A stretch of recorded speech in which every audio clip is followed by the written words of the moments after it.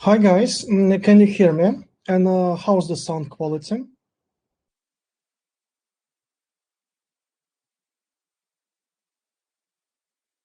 Hello, sound quality is fine. Okay, awesome.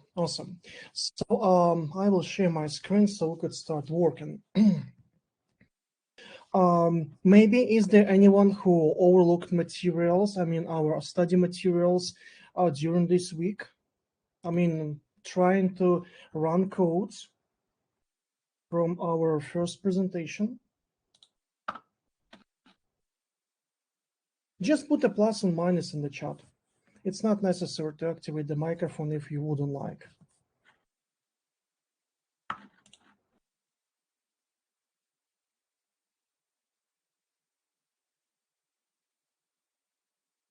Sorry, me not yet.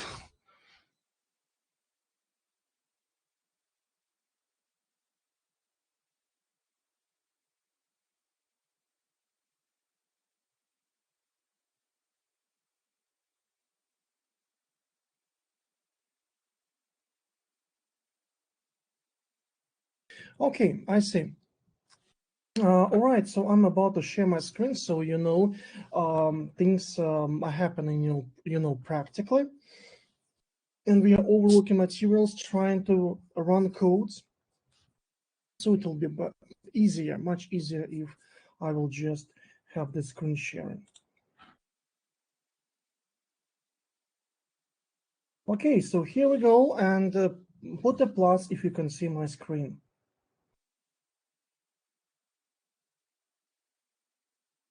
Okay, awesome. So I will switch to the Windows, and I will open one of the first presentation because we didn't go that through fully. And from time to time, I will be switching to our big blue button just to see if you wrote something. Okay, so well, as we remember, probably previous time we took a look on basics of the Python, and we literally try to run some codes, and we figure out that in some of examples we will have to just just to put things we are printing out on the screen in the brackets for the printing function. And we figure out that we have some spaces between the left side of the code till the instructions, and literally the same spaces form a so-called code block. Well, literally the similar thing which we do in C++ using curly brackets, or let's say in the Pascal when we write begin and then end. Well, we don't really need to work with those brackets. So in such structures as if and others, we just working without them if we like, but if it's really needed for us, then we can use them. And we have a colon, which literally means the beginning of the code block. Okay, well, the dash was a comment. We took a look on several ways how we can make logical operators. We understood how we can make a variable definitions. Surely define the value. Or let's say given the value, we figure out that there are sequences like tuple, text, string, and list. And we understood how we can have an access to them. Okay, well, literally, we tried all these things previous time, and if I'm not mistaken, guys, we finished on this slide of understanding that there are references for the objects and possibilities to merge all the values from the object and giving them to another variable, like here we have. Okay, next line. Okay, well, let's take a look at maybe next instructions we can use, because we have a plenty of work planned. So let's take a look on basic things, and I will take a look what we have in the chat. Okay, That's fine. The only thing, why you're only 3? Because it looks like you had to be 9. Good question, but that's fine. All right, so what do we have here? Well, literally here we have an operator which is used really often, especially in the Python. So we can use in operator to find out if exact value exists in the array. Well, for example, we can have the array. So I will take one, and I maybe will go for a CMD window, go into the Python, terminal. By the way, guys, is this text size fine for you? Put a plus on or the minus in the chat. So, I mean, it's not really clear if I have to maybe enlarge the CMD texts. So if everything fine, put a plus. If not, then minus. Is it possible to make a little bit larger? Yeah, sure. Not a problem. So, so exactly that's why I asked, because you know, for me that's awesome, but in your case, it's not really clear. Okay, will it be fine now?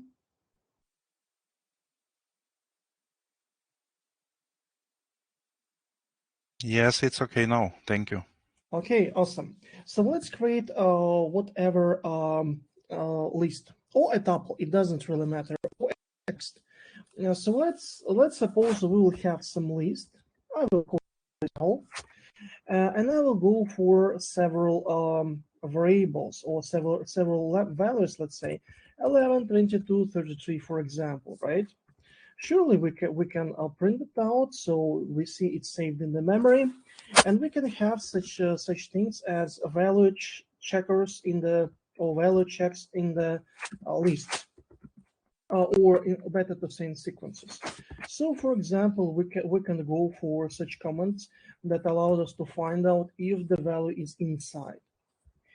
I personally use this operator quite often, especially when you're working with some sequences of maybe products or any other objects in the system. Okay, so I think this one is clear.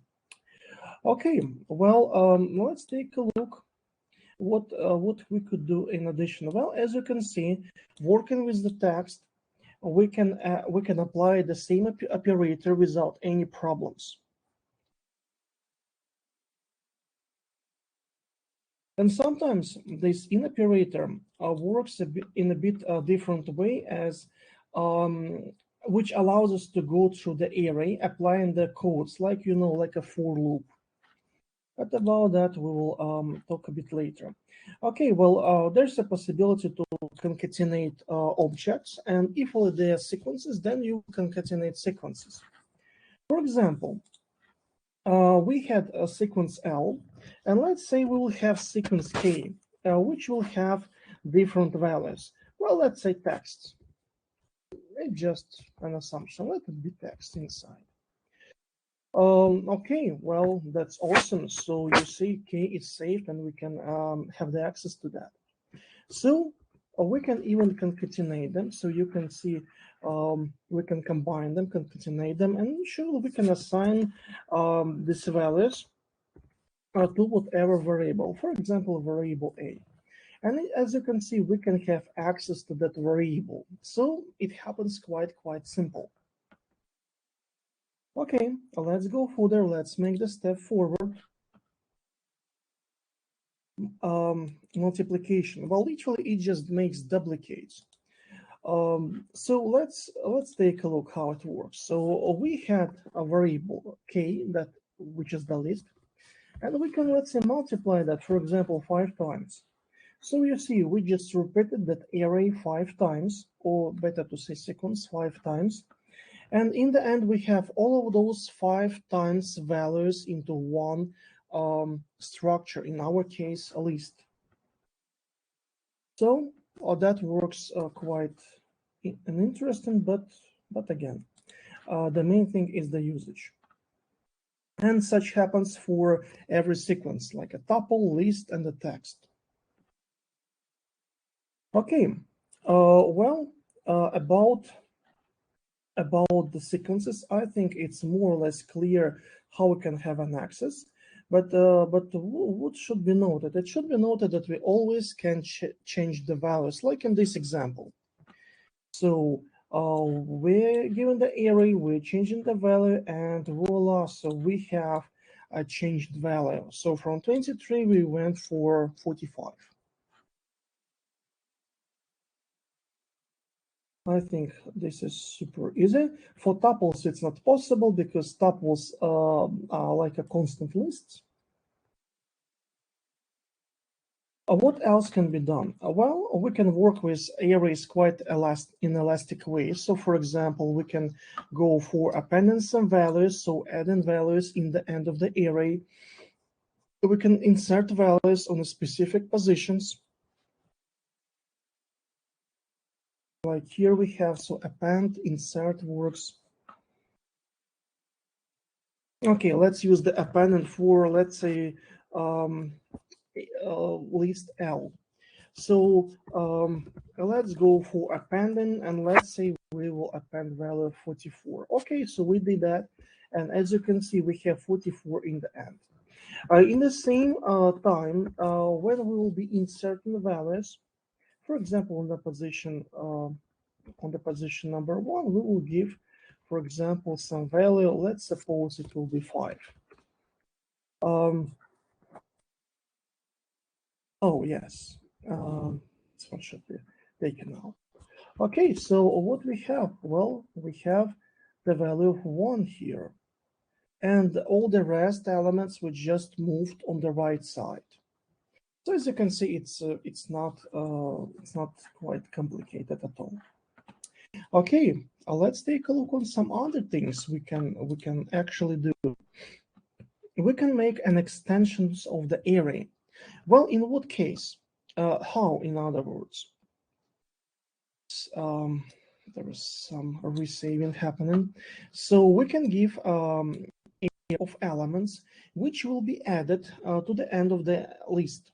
So that's about the extending. But what happens when we use the appending of the same literally argument? Well, we will add exactly such list in the end. And how do we know that this is the list? Well, here we have the square brackets, as you can see. So we add a list of elements to be appended to the end of the list. So we receive this list in the end, like an ending element. I know it's maybe a bit different from maybe a C++ or maybe a Java when we need to work with similar data type arrays.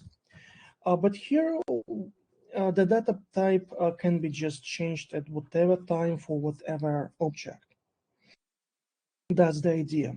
Okay, let me check if there is something in the chat. Okay, and somehow still you're only 4, but okay.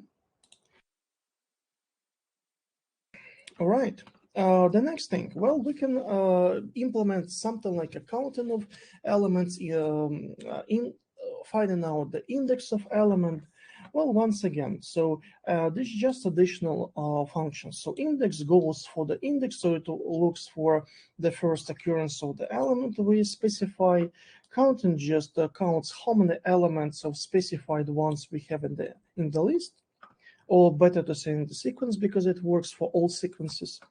And removing just removes the first occurrence of the argument we gave to the function remove. For example, let's go for the array we already have, and let's go for the removing of value of 5, right? Okay, so we've done that, and when we print out the array, well, we see we don't have that 5 anymore.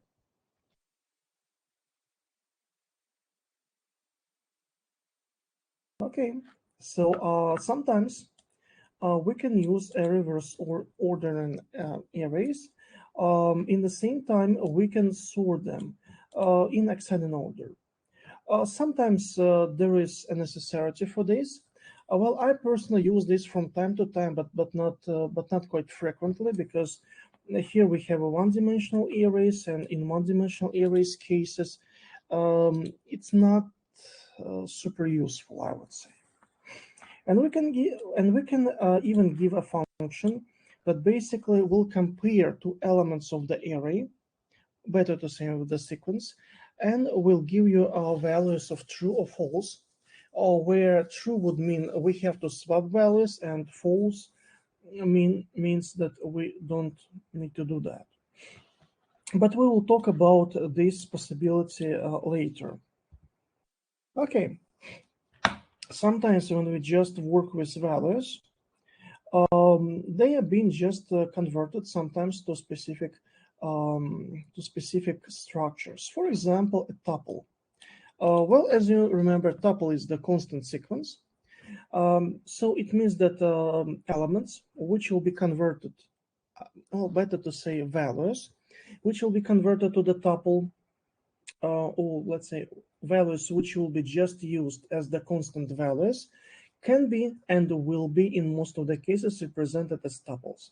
And sometimes there could be a vice versa conversion where we have a tuple and Python will convert that to just a number, which anyways is the constant by itself.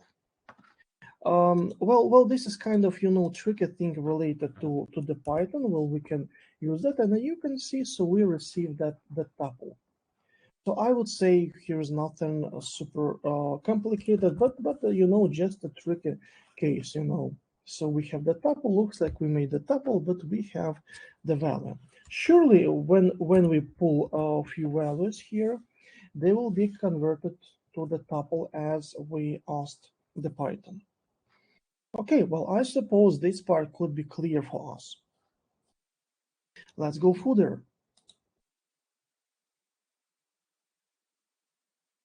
Oops, where did I have my, yeah, here. Okay, well, we can have even such functions like list and tuple for a conversion. Okay, let me show how we can deal with that. So let's suppose we will make a tuple from a list.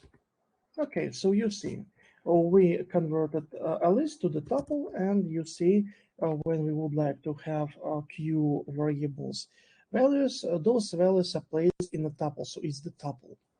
And it means that we cannot really make any assignments of the values like I did right now. I tried to assign the value, but it's impossible for tuples. So you see how it works. And surely we can even make a conversion to the list. So let's take the tuple. Let's take the tuple Q, and let's make the list from that. So you're seeing all those values which were previously in the tuple here appeared as the list right here. So you see it's quite easy. All right. Well, let's make a step forward. Well, here it's about how to run the scripts, but we already understood how it's doable. So let's just scroll a bit these things. Okay. Well, now I would like to make one interesting code. For example, we will use such codes. So let's create a file, and if I'm not mistaken, I already had some file saved on my computer, so I'll go for a new folder, and I will try to take a documents folder. Yeah, here we have that. And I will go for a new file. I will call it a.py. Okay, that's awesome. And let's go for maybe an edit in that code. I will use the Notepad++. You can use whatever other IDE you like more. And I will maybe copy these codes. here. Okay. So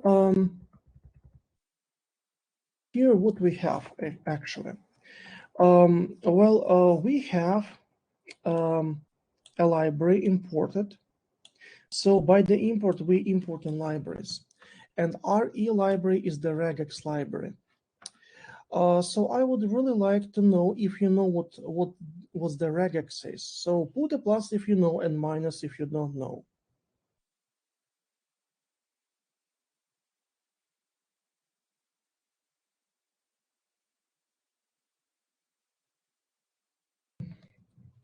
Okay, that makes sense. Tell me, please, if you already had some classes related to databases, if you know the SQL language.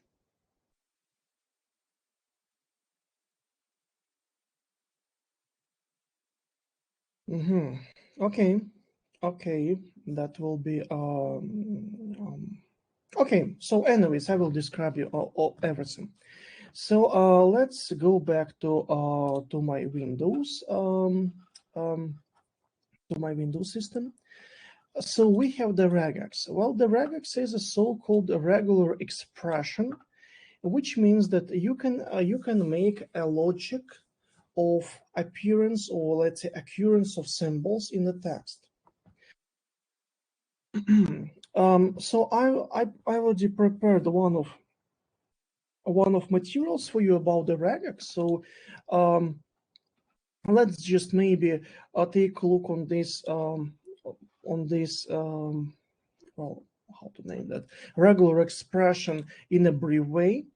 So literally here it says that we will have at least two symbols before the add symbol. Then again we can have whatever at least two symbols, and we can have points as well between them. And in addition, we after 2 points have to have from 2 symbols to 4 symbols. Literally, that's the meaning which is programmed here. So don't worry if you don't get this afterwards. Maybe not today, but anyways, we will go through the regex syntaxes and you will get how it can be used. And the regex syntax assumes that we are given R before the text. So Python understands that as the regex, or the regular expression syntaxes. So what do we do afterwards? Well, we are using the reading from the keyboard. Let's say from the standard input some values, using the stdin. Like you know, stdin probably have been seen in C++, I suppose. So we are making the pattern from this regular expression. Nextly, we are taking from the standard input texts, or let's say the values, and we go through that values assuming that it's the text. So we apply a function read lines, which looks for the enter sign in the text and splits the text in lines. And here we have the 4 in functions, construction. So literally, how it works. So it takes the text here and splits that in a list of textual lines. And for I suppose you know what for construction means. So it has iterations, and here we have code which will be an iterational code. So on each iteration, a variable line will receive a textual line from this portion of text. And what will happen then? Then, during each iteration, they will be looking through the textual line, and Python will try to find out some patterns which were defined here in line variables data. Yeah, and the results will be placed in the list. So result of this function is the list. And once again, here we have for in, so address will receive on each iteration each next element from such list, and then it will print out that. Okay, maybe let's try to use that. So I will save that, and I will maybe go out from this Python terminal, and I will go for my folder where I have the script.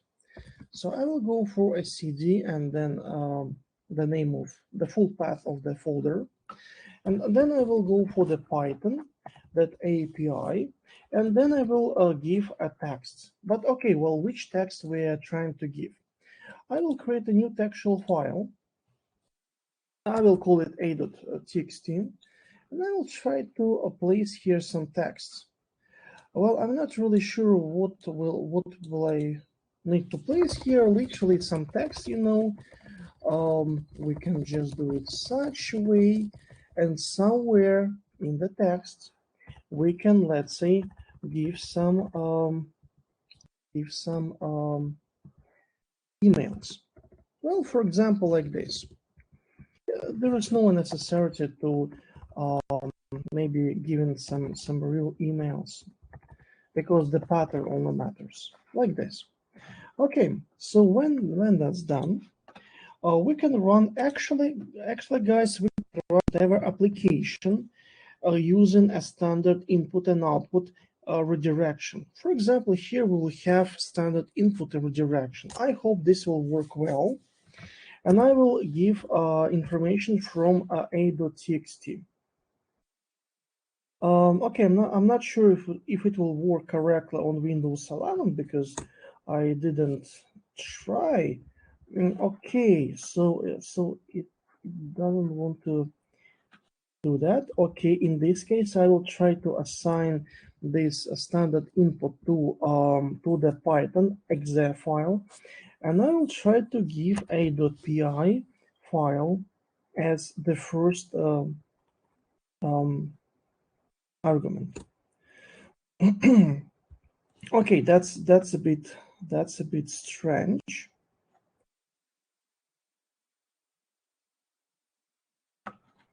That's a bit strange. Why it's not working? Okay, maybe okay. It might happen. It might happen only one symbol is needed. Okay. Well, for example, in Linux, I use mostly two symbols. Okay, let's try to use just one. Okay, so I have the problem with the print address. Okay, let's take a look what I have related to the print address. Yes, the syntax is problem, because in the Python version 3 we have to use brackets for printing. Okay, so let's go for that. So you're saying, guys, that we have all of these emails printed out on a screen. Maybe I will take these codes and I can copy them in the chat. So maybe you would like to try them on your own, maybe during the class. And if you manage to do that, put a plus in the chat, so I would know that you managed to do that.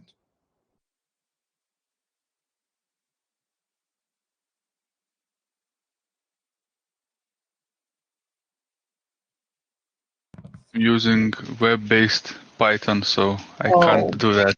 Yeah. Okay. So let me show you what you can do using online-based. Okay. I suppose that anyways you will have some libraries like a regex library. Let's try. Okay. So in that case, in place of the standard input, what we will do, we will create some maybe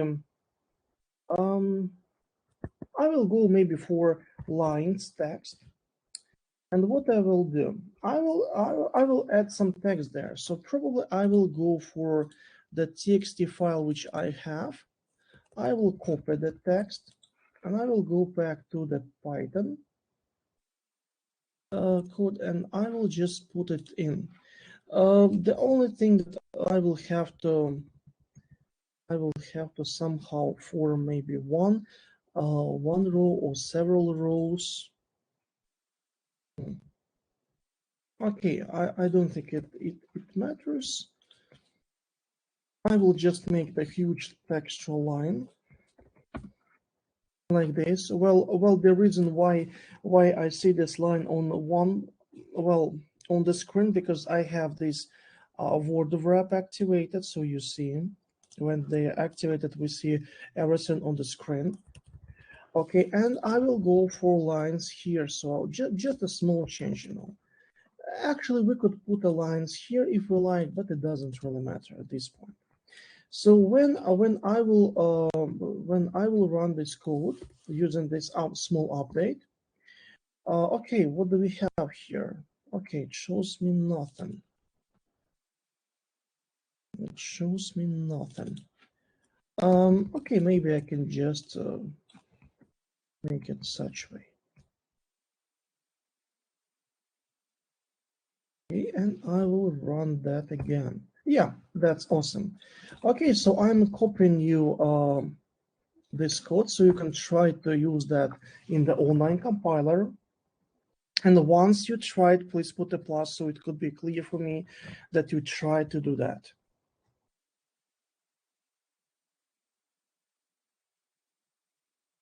Awesome. Really, really awesome.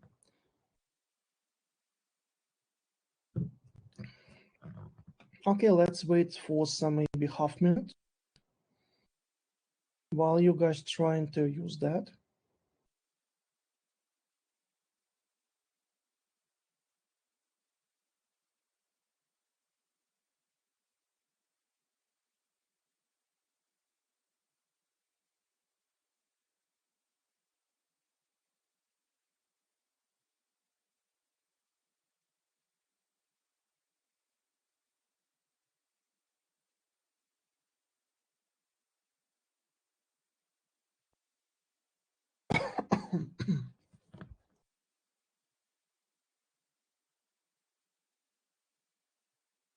Oh, okay. So two classes and you're only three somehow.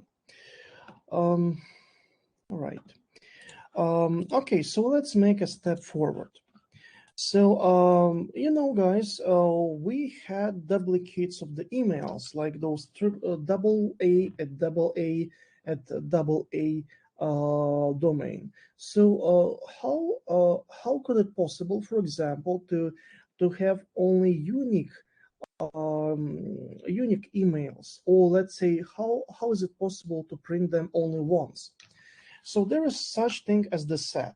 Well, and maybe you remember from the math, the set is a list of elements which positions doesn't matter in the list and which cannot be duplicated. So if we will try to add already duplicated value, nothing will happen.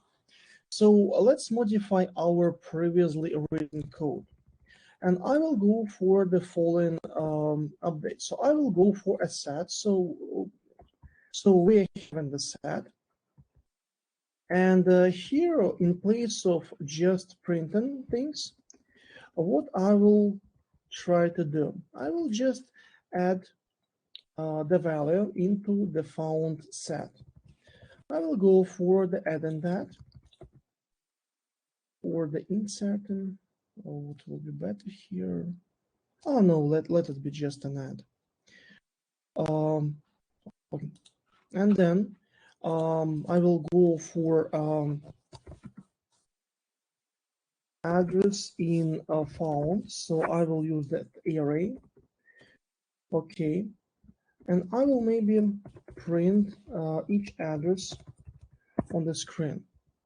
Surely, as it was shown in the example, we can even sort that array if we like this. And then we can just run that. So, okay, and I will erase this line, which is not needed. Okay, so that's it. So let's try to run that.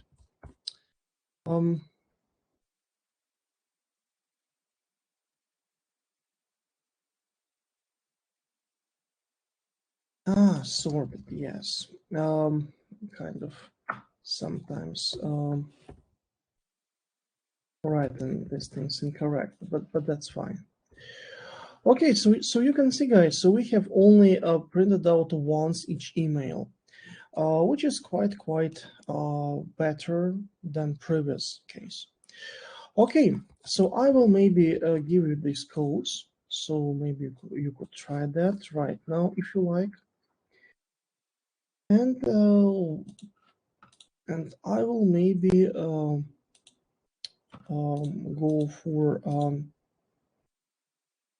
one of interesting things. Okay, maybe I will give. Okay, I will give you maybe half a minute so you could try the codes. Worked for me just with found. Didn't had to write sorted as you. Yes. So because the first email was A and then B, so I will show you a difference. So it just sorts the array. You know, changes the positions of elements.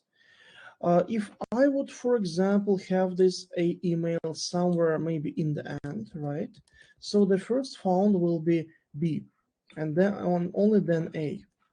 So what will happen without it sorted? So you see, the first will be printed that one which was found the first one. If we have the sorted, so we just rearrange the array. You see, we have this printout. Well, I wouldn't say in alphabetical order because it's not so, but according to how the symbols allocated in the character map of the operating system. So what is the character map? It's the full list of symbols which are available on the operating system. So that's the story about this. Okay, so maybe as you remember, we can make a definitions of functions. And here we have and here we have two definitions of factorial functions. Okay, so so you know, we can calculate, for example, factorial in different ways. One of them is making a multiplication using a loop. Another is running things recursively. Well, recursive execution is implementable much faster. But it's not optimized because in every programming language there is a limitation how many included calls can be done. So how many times you can call the how many times you can call such function in a so-called diff. So it's better to use a different approach. Let's say the looping approach like this. Okay, well, let's go for these factorials. Let's maybe try to copy them like this one. So what do we have? So we have the answer. The minimal answer is 1, and we're going into the range of values, literally starting from 2, going to n. So this literally creates for us an array. So let's see how it works. I will go for the Python CMD. Oops, n is missing. So literally we will have values from 2 to 10. Okay, looks like we have to assign that maybe. Okay, and let's try to print A. Oh, okay, so A is not printable. But can we have an access to some elements? Yes, we can. So you see it's something similar to the list, but maybe it just saved a bit in a more optimal way in the memory. I assume it's just a bit more optimal. Okay, so let's maybe go out from the script. And let's see. So we have it. So the initial result is 1. Then we go through all elements which are bigger than 1, and the threshold in value is n. And we just make a multiplication, and we given the value. In the same time, a recursive case means that we have the argument, we check that, and if it reaches some threshold in value, then we finalize that execution. Otherwise, we run the function itself again and again. Surely we can make some maybe printouts of the results. So let's use the print. Let's use the factorial function 1, and let's give some value, for example 5. And let's go for the same using the next factorial function like this. Okay, so if we would run the file, so you see we would have some values. Well, the only thing I'm a bit surprised of why we have different values over there.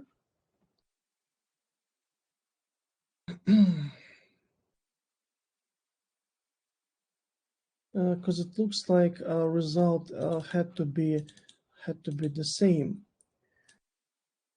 Okay, anyways, let's go maybe for factorial from maybe 4. Let's see what we got here.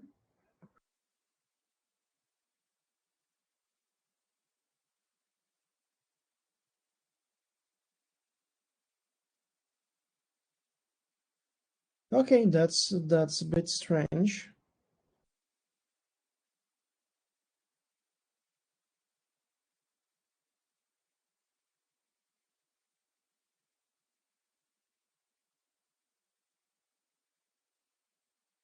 And if we will have factorial 2, for the bottom one it will be 2. That's correctly. If we will have 3, it will be 6. It has to be 6, yes. If we have 4, it will be 4, okay. But what's about the factorial 1? Okay, let's see.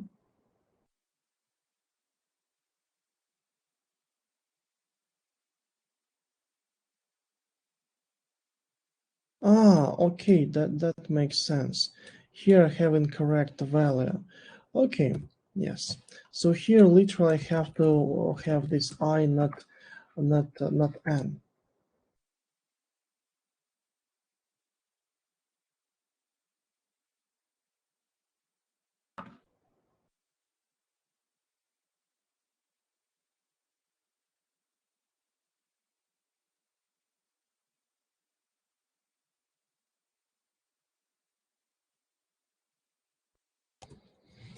Maybe I can print out the I value.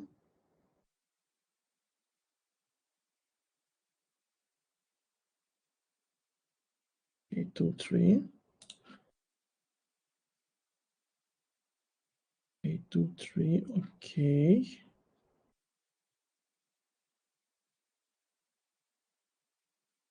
All right. Somehow it doesn't take the last one. Okay, maybe some bug in the newest version. Well, yeah, I suppose that's the bug in the newest version. Or maybe there is a new definition of the range that doesn't give you the last element you placed. But I assume it's kind of a problem, kind of an issue. Okay, anyways, yeah, so we got the results, and that works well. Okay, we have just a few things related to how we can run that, but once again we can run that by using the regular way, you know, Python and then the script's name. Okay, maybe I can give you this code so you could try to use that at this moment.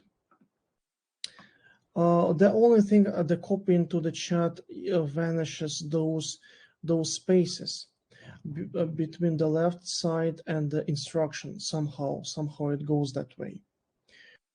Okay, so we have some 15 minutes, if I'm not mistaken, and maybe let's take a look on some examples. So I will go for another presentation. So maybe I will leave this regex materials for one of future classes, and maybe we can take a look on some examples, or some code examples which you can implement and which could be used. Okay, well, for example, here we have such interesting 22 applications. Surely it will be impossible to go them through at this point, but step by step we will do that. So we are getting WUFLs, well, such letters in other words, and we can create the function actually give us a possibility to print them all. So how it works? Maybe I will copy that, and I will describe it. So how it works? So here we have we have the Python script, which is somehow not really maybe a regular or that one which we used to. So here sometimes we have such constructions, and not sometimes but always we can use such constructions which are executed from the right side to the left side. How it works? Literally, here we have a so-called each. So we have function getWUFLs. It has the text. It has the resultant value, or just a resultant object, which is equal to the list. So you see square bracket. So that's list. In the list, it's placed a value. It can be placed a value or a few values or a variable or whatever, but we have variable which was not defined previously. So here before this, after this definition of the function and before this return, there is no such variable each. So each variable is takeable from extended code. And what is the extended code? Well, it's for in construction. For in string. Okay, so literally we are going through each symbol of the text. Each of them will be written into variable each, and then here we will have the iteration result. So if each, so if there is the symbol in such array, then it will give this each, which will be such each from here as the result, and it will happen in iterationally. So we will have iterations for that. I know this construction is quite unusual, so it will take a time while you will get used to that. So once again, each is not defined, then it will be taken from extended code. Here we will have the extended code that stands after previously not used variable. So here in extended code we have for loop and we have if. And literally when we have if, we can have even the false branch case. So when this condition will, it will be false. In that case, such each value will not be given. So only when the result of this extended code as the full extended code or extended code with iterations gives you true, then only then variable's value which is given to previously non-specified variable will be given to you. Well, I know this is kind of tricky, but anyways. So let's maybe save it and let's maybe run the codes. Oh, well, I suppose I have to use the print function because I'm using the file. So it's not like terminal is waiting for my comments and gives me a response, or let's say tries to give me a response each time. So that's why I have to use the function print. Okay, guys, so you see we got the results. So that's the way how it works. Okay, I will maybe copy these codes so you could use that.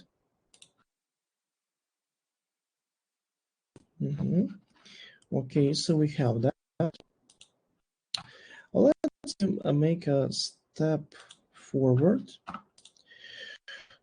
The other code. So for example, you have the text and you would like to convert every first letter of the characters in the string to the uppercase letter. Okay, so let's take a look how it could be working. So we have the function and it uses a textual function called title. This is pre-programmed function, so it's not complicated at all to use that. Okay, let's run that and let's go for the printing of results like this. Okay, that will be awesome. And let's finalize these codes. Okay, so once again, here's the default function is used. So we could even have this text and then point title. That way would be usable. So you see, right? So we had those texts and we replaced each word first symbol to uppercase one. So you see, it's super simple.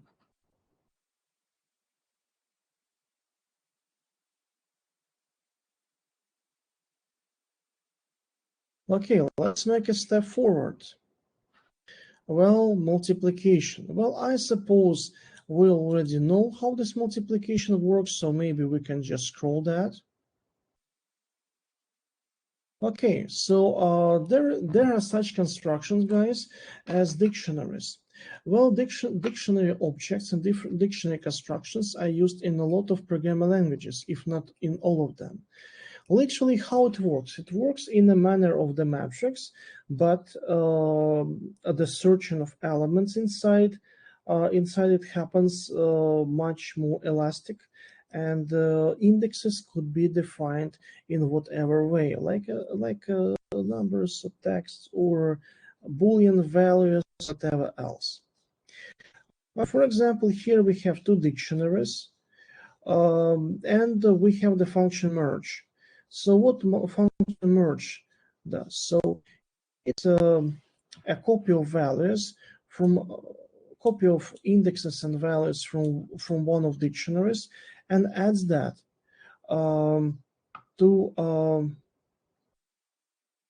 no. So it takes it and saves it to a midterm variable and adds to that variable all indexes and values from the second dictionary and gives you back that new dictionary which was created from these two previous dictionaries. And that's it. So that's the full story here. Let's see how that works. Maybe I will use here the printings, so I would like to see some values on the screen. Okay, so you see one dictionary, another dictionary, and we're copying values from one dictionary, placed to the previously empty variable, and we're giving a second dictionary whole data to this dictionary number 3, which was just created, and it will be just given back as a result of the merge function. Okay, let's save this file. Let's go to the terminal and let's run that. So you see, we have right now the March dictionary. So that's the way how it works.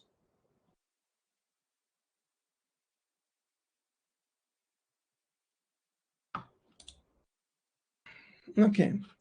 We have one interesting thing in the Python that allows us to make computations of time.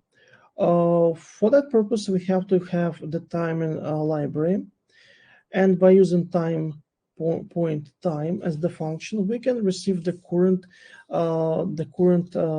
time moment.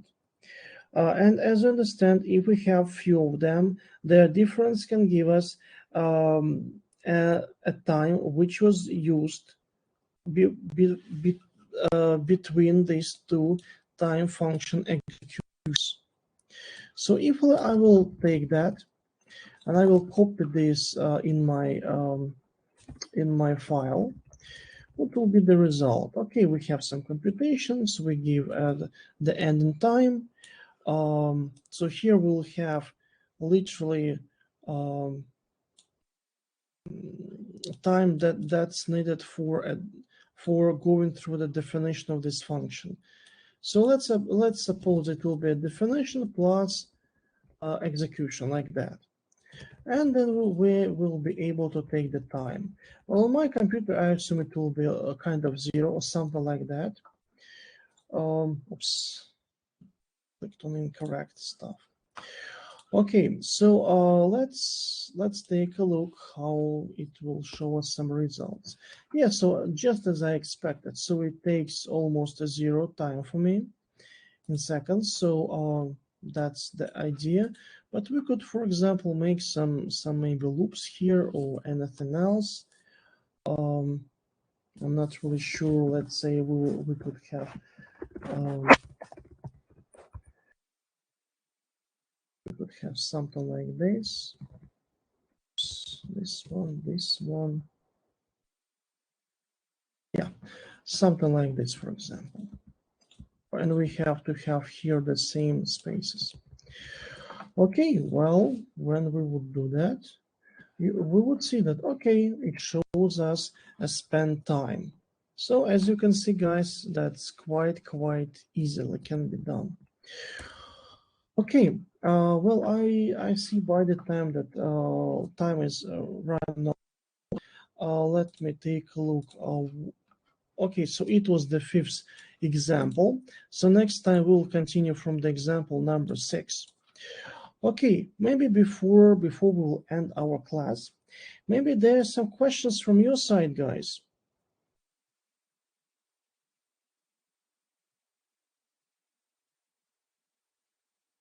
Just a lot of information. I know, and we have quite few classes, I would say. Only 11 minus your presentational class, so literally 10 classes. So yeah, quite small amount, but what we can do. Anyways, as you can see, all of this information can be used and you can program them as I show you. So you will get some results. And how you use that, guys, how you apply this in your project, that's totally, I would say, up to you. Because you know, for example, one of you can do one type of projects, another can do another types of projects, and so on and so on. And how we use our knowledge depends only on ourselves. Yeah. But anyways, if any questions, don't be shy to write the question in the Moodle if you will have some. So it's possible. You always can do that. All right. So I understand that there are no any questions. So yeah. So thanks, guys, for being connected. I really hope to see your group in the larger. How to say, I would really like to see more people next time, but it is what it is. Yeah. Okay. And maybe some easy homeworks would be great for next time, you know, just to practice what we learned today. You know. Yeah, sure. Well, I will provide some I would say easy homeworks. in the Moodle. No, it would be easier when you just have to do something and to Google and everything, you know. Okay, probably the main word is have to, right? Yeah. Like, Now like just you know, like now no we just force. listen, you know, and after some time you just like forget everything. Just Yeah. homework would let us to Mhm. know to know that information better.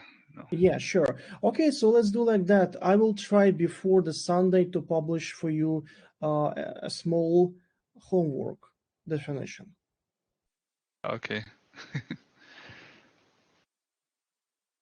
All right. So I hope it will be good for you.